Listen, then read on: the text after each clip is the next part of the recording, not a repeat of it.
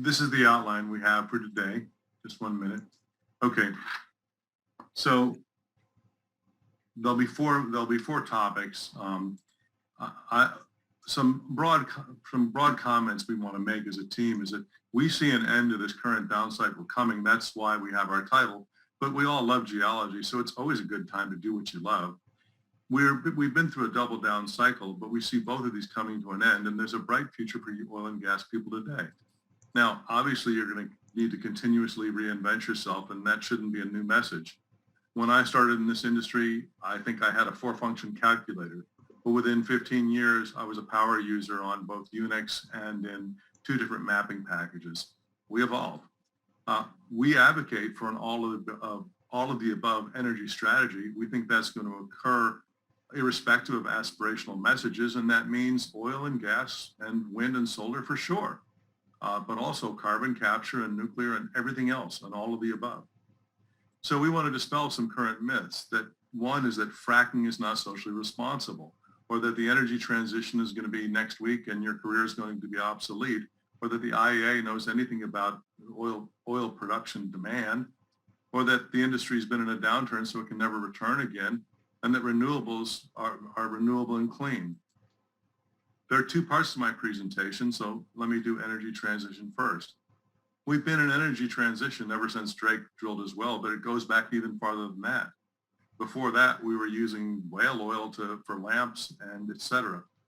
But we've overall been going from low density energy to high density energy, and the highest energy density we have is atomic power, and in the end, we should all be like France that gets most of their power from atomic energy. An important point was made by Daniel Yergin, and that is that transitions don't happen in 1 day or 5 years.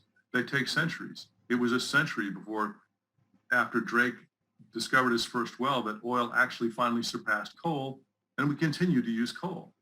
And as Art Berman points out, never in the history of humanity have we gone to less dense energy. I think fracking is green. And the reason why I say this, let me show you. This is a wild brook in the Adirondack Park, and it's called what's known as a forever wild park. And that is, you can't cut down any trees or ever build a road ever. Now, this is where I developed my love of geology. And I also developed my love of the environment. This is a really cool stream because it's a tiny stream, but this plunge pool here is an artifact of the Pleistocene. So I know where this pool is, but you could never find it because the Adirondack Park is very, very wild. I caught my first trout right here. But unfortunately, the Adirondacks are burning down and there's no fish left in the creeks there. And that's because of acid rain.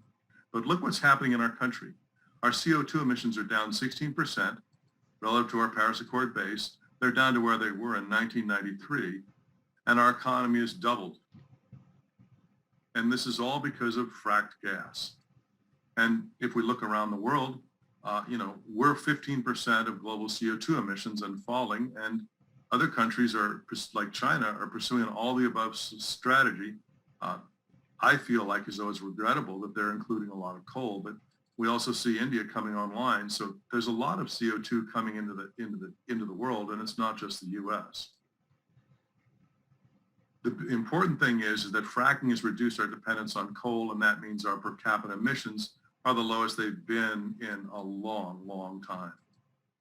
The good news is the acid rain is ending in the Adirondacks. And what you can see on this graph, I'm not going to belabor it, but the nitrous oxides from the coal is diminishing, just like all the other red arrows I showed you. So the fish are coming back to my brook. And that means, because of fracking, I'll be able to bring my new grandson here in 6 years and probably catch a trout, and we'll catch fish until the day I die. So fracking is reducing CO2 emissions, and it's stopped acid rain and all the mercury and the nasty that goes with it. So I assert that fracking is actually a green technology. It's improving our planet. It's not perfect. No, it's not. But I want to be clear here. Many people have derided fracking for destroying the environment. There have been many studies on fracking, and virtually none of them show pollution of groundwater. Are there problems with microtremors? Yes, that involves injection. But the idea that fracking is destroying the environment is just not true. Two countries, can you tell where the border is? One relies on biofuels and is having a real problem with soil erosion. The other country consumes lots of oil and more oil and gas than the other, and they have their forest, and they also have a higher standard of living. Now, access to energy and a higher standard of living doesn't just mean more toasters and TVs. It also means social evolution. So you get progress on social issues as well as a cleaner environment. And again, I'm not saying there aren't problems with oil and gas, but for every dime of problem, there's a dollar worth of benefit. 2 billion people rely on cooking inside with wood and dung, and according to the World Health Organization, this is resulting in 2.5 million deaths per year. Now, I kind of have a dog in the fight. I have family that are Ugandan, and I was heartened to see that the president of Uganda wrote this letter to the Wall Street Journal. And he laments the fact that the NGOs are pushing them to unreliable energy. And what he says is that they need reliable energy to lift themselves out of poverty. He goes on to explain that a lot of NGOs are trying to cut off their funding to facilitate their transition to non-renewables. They need that to pull themselves out of poverty. One of the comments that's floated back to me, the term is environmental colonialism. They kind of feel like as though northern white countries don't really have a right to pull the ladder up after they got theirs. Let's do a little bit of math on these low density energy systems, and it's all about energy density and the impact it has, how many acres it requires to generate this. So I'm going to do something like Scott Tinker's batteries that he stacks up. I don't know if you've seen that before. But the problem with low density energy machines is that they are going to disturb a lot of the land ecosystems and they require a lot of mining. You have a double whammy that's bad. You're going after low density energy, and in the case of wind turbines, you need a lot of material to harvest that energy. And so yes, there are externalities, as I wrote in my abstract for this, there are externalities to low density energy. This is the amount of electricity we consume in this country. And if we back out the green power, it's quite a bit, 3.4 million gigawatt hours. And that doesn't include things for energy intensive things like steel and cement and such like that. This is the Rose Rock power plant out here right here in West Texas. And it produces a lot of power, 263 gigawatt hours. And wow, that looks like a lot. But actually, if you convert that to oil, it's less than 250,000 barrels of oil per year. And the problem is that you have to clear the ground when they make these things. And this is common. And the problem is you're destroying the biosphere. And that means there's no place for the cactus, horny toads, and snakes and everything else. So I call this strip mining for solar. And strip mining that's not a good thing. And if you look at the other big solar plant, Ivanpah, they did the same thing. They cut down the Joshua trees, and they, according to some environmentalists, they killed the desert tortoise. Here's the site where you can convert megawatt hours into barrels of oil, which you might better understand, to get an idea of how big some of these projects are, or what they really mean. Now, people have said we should go to an all-green power grid by 2050. And I want to be clear here. I'm not against solar power. I'm trying to get solar on my rooftop too. I want to be green too. But let's think about what we're asking when we say we want an all-green power grid. We'd need over 9,000 Rose Rocks, and that's before you plug in all your Teslas. And that covers a huge area, and that's assuming optimal desert conditions. And many states, they're not good for solar or for wind. And in Vermont, they haven't been able to stand up a wind turbine, I think, ever. That's why some environmentalists have said renewables or solar and wind really aren't the way to go, and that you really can't engineer out the problems that they bring to the environment, especially when you get to ever larger projects. And that's why at least Mike says we should need to go to solar power, to nuclear power. Yeah. He poses the question, he doesn't answer it, but I think he's right. I think he's right to suggest this. Are we destroying the earth to save the climate? The most important point here is that what Mike Schellenberger says is very similar to what he said in his movie Planet of the Humans, which is kind of similar to the message I get from Mark Mills at the Manhattan Institute, who's very conservative. I've been corresponding with him too. And that is that you're going to need a lot of material, and that means lots of mining to go to these solar and wind. So let's do the math on wind. On the left is a hypothetical Marcellus gas field that's late middle life, producing 1 million cubic feet per lateral, and it produces that much electricity. Do these 50 wind turbines really, is that really the same power? Well, if you do the math, it's not. You need 10 times what you see here. And the point is, you stand those turbines up and they're there for 20 years. You stand a rig up when you drill a Marcellus gas field for maybe 90 days, and then it's gone for the rest of the field. Now, I want to drill in a little bit more on these wind turbines. I'm looking at the Vestra V100, which is not the heaviest and it's not the least powerful, but it weighs 253 tons and it requires a lot of material. And to get all that material, you need to use a lot of coal and coke and natural gas. And of course, you also need to build a pad, and that's what the 150 tons of cement plus 10 tons of rebar are to stand that up. So hypothetically, what if we were to convert all of our natural gas to wind turbines? And let's be fair and show a power loss at the power plant when you convert gas to electricity. My math shows we'd need about 1 million wind turbines covering a large area and a whole lot of steel. And that steel is equal to about 2 years of all the US steel output. Now, I really don't know if my 1 million wind turbines is right or not. I'm doing a little bit of math here, but it's within the range of what the Princeton study on Net America is showing for the number of turbines we need. So let's just go with that for a minute. If we're going to produce a million wind turbines, then we're getting into heavy industry and a lot of pollution that comes with that. And it raises questions. Do we have the Chinese do this and ship it all over on container ships? And if we do that, does that mean we're not going to have any pollution because we just didn't see it? And I want to be clear. I agree. This picture is overly dramatic. Nobody makes steel like this anymore. But in the US, we'd use natural gas. But even the Chinese, God bless them, they don't have factories that look like this anymore either. But they will use coal, ask Dr. Tinker. And it raises a question of, should we have people that don't look like us live with the acid rain and the soot and the mercury and all the other things that come from using lots of coal? I think coal's bad. I think I made that clear on the Adirondacks. And it raises in my mind a moral issue about maybe we should be building all this in our own country so we can really see what it is we're getting into. Surface area. This is the Princeton study, and they show 5 different scenarios, and they have a high land use and a low land use. But for right now, this is the amount surface area that we devote to energy. Wind is shown there and solar. But what if we go to a scenario with no nukes and no fossil?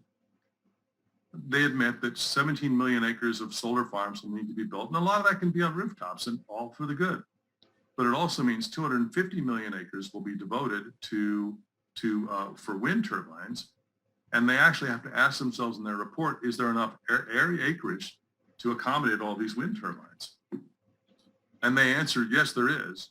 But if you read their report carefully, they're standing up wind turbines on all federal lands that aren't national parks or national monuments. And that means they're standing up wind turbines in the national forest and the national grasslands. So think about that. Think about the national forests you've been to. Are you comfortable seeing on about every 90 acres a 2 megawatt wind turbine? And remember, each wind turbine is going to need a road into it, and not just a rough 4-wheel road, a road that can bring in one of those big semis to bring in those enormous blades that we've all seen on the highway, right? And it'll also need power transmission lines. A big part of what informs the American psyche, I think, and the reason why we love the outdoors is because we have so many beautiful national parks that are a treasure and so much national forest where we all go camping. I think everyone goes camping, at least most geologists do. Are we really willing to do this to get to net zero? Here's their minimum land use scenario, and this includes 250 atomic power plants. And this is a lot less wind and less solar. This is another alternative they show.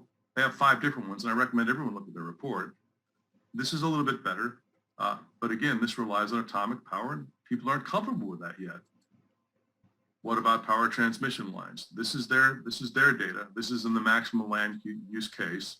And what they show is a 4-fold build out. And I think that's going to be impractical because people don't want these large transmission lines, which gets to my final point. And that is that you see a lot of environmental groups and communities pushing back on these big projects. This is from Princeton's webpage, their own video, and you should go out and look at it. But he admits, the project lead admits that they've stood up a lot of wind turbines in Iowa, and they've brought on a lot of wind turbines, and I think that's good. I'm happy that we're going green. That's a good thing.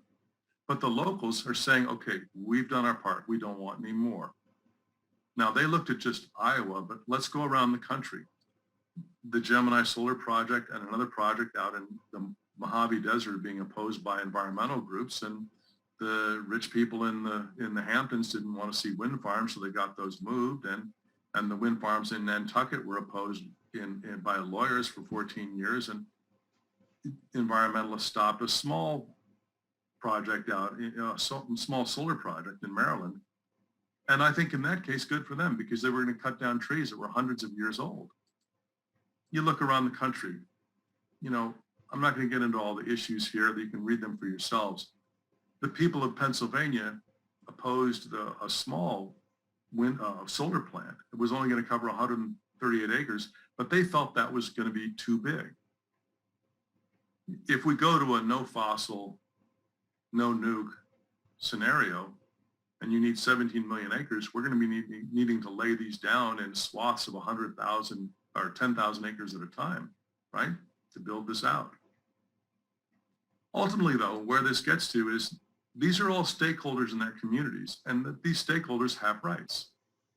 And if a community doesn't want fracking, I say good for you. It's your community, and you have a right to determine what kind of world you want for yourself and your children in your community. But this also translates to the people in Pennsylvania, or for that matter, the people of Uganda. Now let's go into oil demand. There's been a lot of talk about the IEA, and this quote really didn't get enough press, and that is that they can't imagine people not thinking like themselves. And their analysis has always been aspirational. And what's more, their original charter was to prevent energy shocks. And if you look at the UK, they've not really been doing a very good job.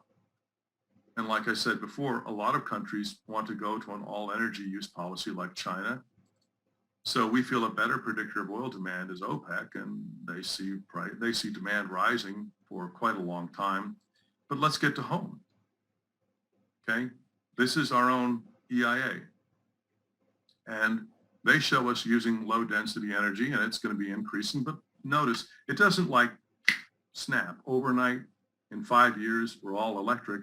They actually show increasing energy demand, natural gas and petroleum until 2050.